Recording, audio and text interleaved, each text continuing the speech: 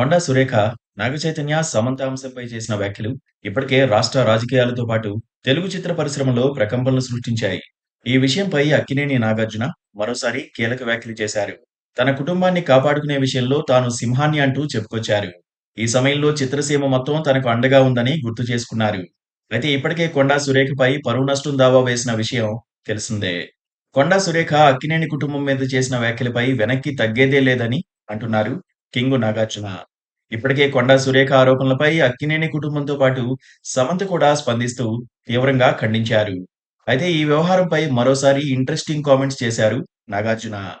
Media channel ప్రతినిధితో మాట్లాడిన నాగార్జున, నేను ఎప్పుడూ బలమైన వ్యక్తినే అని అనుకుంటున్నాను. నా కుటుంబాన్ని కాపాడుకునే విషయానికొస్తే నేను సింహాన్ని. అదృష్టవశాత్తు ఈ విషయంలో మొత్తం తెలుగు పరిశ్రమ మాకు అండగా నిలబడేందుకు ముందుకొచ్చింది.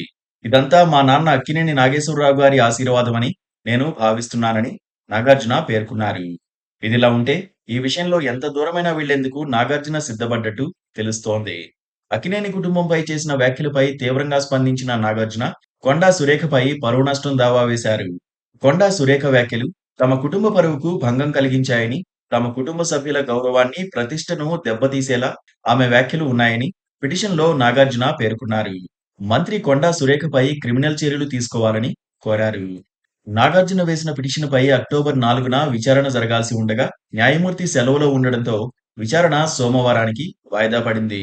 అయితే ఇదే విషయంపై మంత్రి కొండా సురేఖ కాస్త వెనక్కి తగ్గి తన వ్యాఖ్యలను ఉపసంహరించుకున్నట్లు ప్రకటించారు. అయితే సమంత ఎదిగిన తీరు తనకు ఆదర్శమని కూడా తెలిపారు.